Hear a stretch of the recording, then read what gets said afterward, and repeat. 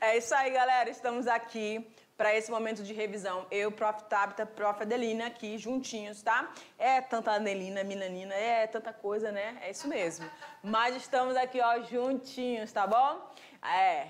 Vamos lá para o nosso material, então? A gente agora está na aula 12.2, Núcleo e a Síntese Proteica, onde nós falamos sobre as estruturas encontradas dentro desse núcleo e falamos também dos dois processos que são a transcrição e a tradução. Aí na tela, olha lá. Aí. Então, em relação aos componentes do núcleo, o que nós temos? Primeiramente, nós vamos encontrar uma membrana envolvendo esse núcleo. Essa membrana que envolve o núcleo, ou a carioteca, ela é dupla. Tem a membrana interna e a membrana externa, correto? Essa membrana carioteca, ela possui vários poros e esses poros permitem com que substâncias sintetizadas dentro do núcleo passem para a parte externa, no citoplasma, e do citoplasma para o núcleo. Tranquilo? O que a gente encontra mais dentro desse núcleo? Uma região onde você não vai ter cobertura ou proteção, membrana não, que é o nucleolo, quase não sai. Esse nucleolo é que você vai encontrar todas as estruturas necessárias para a sintetização de RNA, tá bom? Eita, a professora falou mesmo desse RNA, não foi? Falei, não foi muito não, mas foi. Foi importante aí que a gente finalizou a aula sobre isso, não foi? Por quê? Nós falamos, deixa eu continuar ainda aqui no núcleo. Em relação ao núcleo, ainda além do nucleolo, nós vamos ter o quê? O nucleossomo, né? Que é aquela região ali parecida com o citoplasma da célula, perfeito? E aí a gente tem a cromatina. O que é a cromatina? É o material genético, o DNA, junto com as proteínas histonas que estão ali bem empacotadinhas, né, formando aí esse material genético que contém as nossas características, tá certo? E aí a gente falou sobre o processo de transcrição e tradução. Na transcrição eu tenho... Opa, vamos aqui. Não foi, não foi, não foi, não foi, não foi. Agora vai, e foi, é isso aí. Então agora deixa eu passar aqui, pronto. Transcrição, então você tem do DNA, você tem a formação do RNA. Na tradução, você tem do RNA a sintetização de quem? Das proteínas. Eu vou colocar aqui só PTN, tá? Não vai falar alguma coisa errada aí não, hein? Proteína, PTN, tá bom? Vamos lá. Então, esses dois processos são importantes. O que eu preciso lembrar, professora? Que eu tenho DNA, que vai transcrever RNA, certo? Aí eu tenho a DNA polimerase.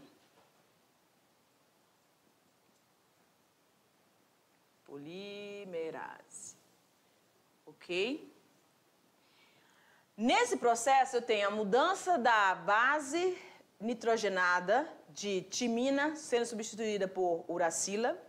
E eu também tenho a pentose, que vai deixar de ser a desoxirribose para a formação do RNA, tem que ser a ribose. Quando eu tenho o processo de tradução, que é o RNA produzindo proteínas, eu tenho que ter a participação do RNA mensageiro, do RNA transportador, das subunidades maiores e menores dos ribossomos, que vão fazer aquela leitura, né, de todos os códons e anticódons para formar a sintetização dessas proteínas, galera. E isso ocorre aonde? No citoplasma, tá bom? E aqui você vai ter o núcleo, tá bom? São informaçõezinhas preciosas que você precisa saber. Para quê, prof? Para a atividade já. Eu vou dar um tempinho, piscar um pouquinho e você se prepara aí. Tchau!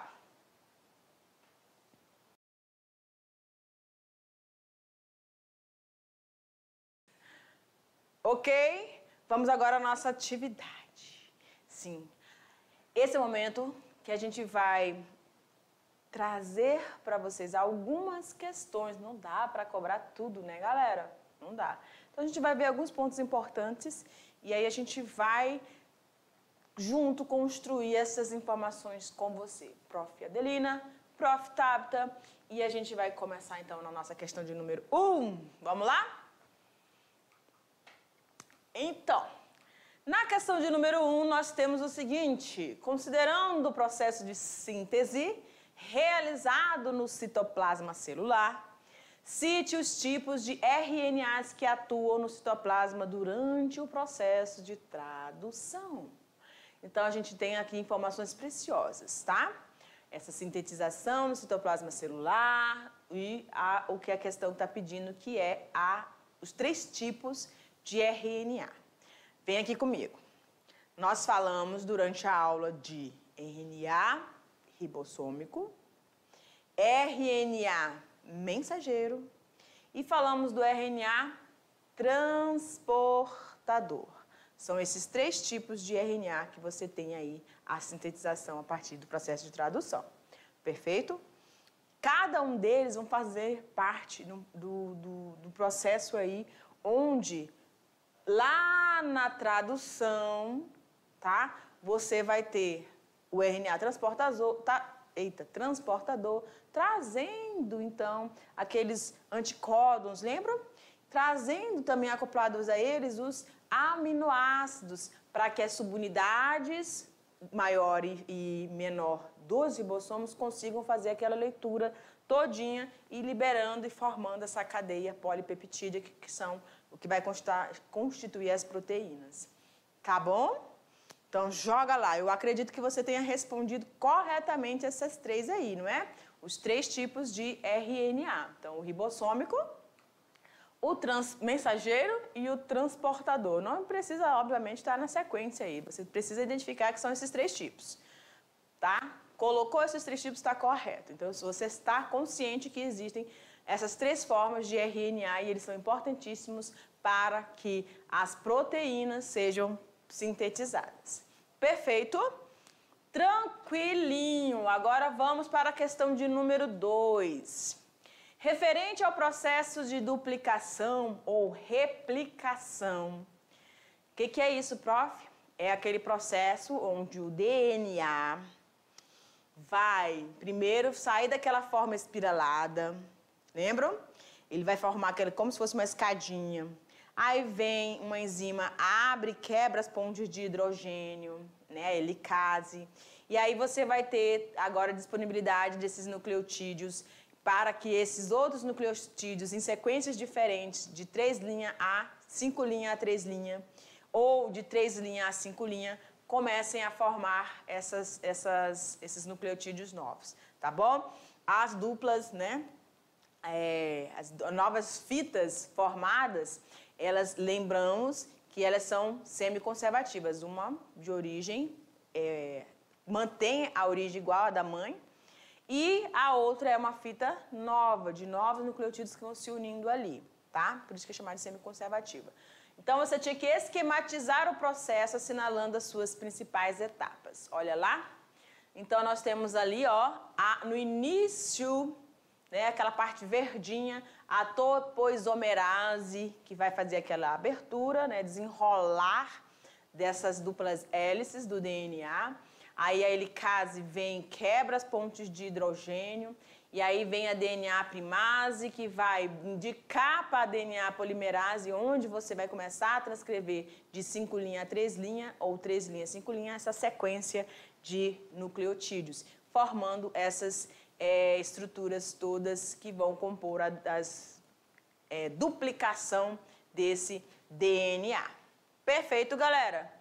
Professora, esse esqueminha, eu não consegui fazer igual esse esquema que a senhora colocou, disponibilizou aqui, não, tá? Mas, assim, eu entendi que essas estruturas estão presentes, que elas se desenrolam, que vem uma enzima, desfaz as ligações das bases nitrogenadas, se tinha ali citosina ligada à guanina, vai ser quebrada, se tinha adenina ou timina ligada, vai ser quebrada, para dispor esses nucleotídeos, então, para que ocorra o processo de duplicação dessas fitas de DNA. Cada célula agora originado vai ter esses cromossomos aí, né? O DNA duplicado. Perfeito? Vamos seguir. Questão de número 3. O processo de síntese de proteína que ocorre no citoplasma com participação, entre outros, de RNA e de aminoácidos. Eita! Assinale a alternativa que corresponda com a nomenclatura que é atribuída ao processo. De que processo nós estamos falando, professora? De síntese de proteína. Nós falamos de 2, tradução e transcrição durante essa aula. Qual deles está relacionado ao processo de síntese de proteína?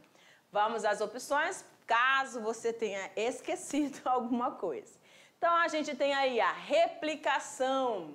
A replicação, o que é, gente? Aquela que você vai ter a formação de uma fita original, é mantida, e a outra fita vai ser ali, então, formada, né? A partir dessa fita original. E aí você tem a tradução, que é a tradução do português para o inglês, né? Ou do inglês para o português, né? Não, senhor. Você vai ter o processo de tradução acontecendo no citoplasma celular, onde, a partir do RNA mensageiro, você vai ter a participação do RNA transportador, trazendo o anticorpo, trazendo os aminoácidos para a sintetização de proteínas, tá bom? A nossa resposta já está ali, mas vamos lá, tem as opções ainda: compactação, transcrição e o último, duplicação. Duplicação e replicação tá tudo no mesmo, né? E aí a transcrição, que já é do DNA, você vai transcrever o RNA, tá? Onde você vai ter a alteração de base nitrogenada, da timina para adenina e a alteração da pentose, tá? De desoxirribose, que pertence ao DNA, para a ribose, que agora vai compor o RNA. Então, a nossa opção ali, letra B, de muito bom, tá? Bom. Tá com vontade de comer bombom, olha aí, Dorina. Bombom de chocolate é bom, né, gente? De caju, de como é aquele... Enfim, para parar de brincadeira. Processo de duplicação, questão número 4, galera. Processo de duplicação é caracterizado pelo processo de formação de uma nova cadeia de DNA. Você vai assinalar a alternativa que corresponda com a enzima agora. Eita, professora, não prestei atenção nessas enzimas. Era tanta DNA polimerase, RNA polimerase, helicase, topoisomerase. Meu Deus, professora. Pois é. A gente coloca os nomes ali, não é à toa, tá bom? Porque vai que, né? Vai que dá na cola de o professor colocar ou cair numa questão do Enem. Você tem que saber aqui, essa enzima entra em que processo, tá bom?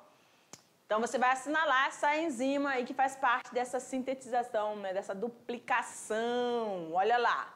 Você tem a DNA polimerase.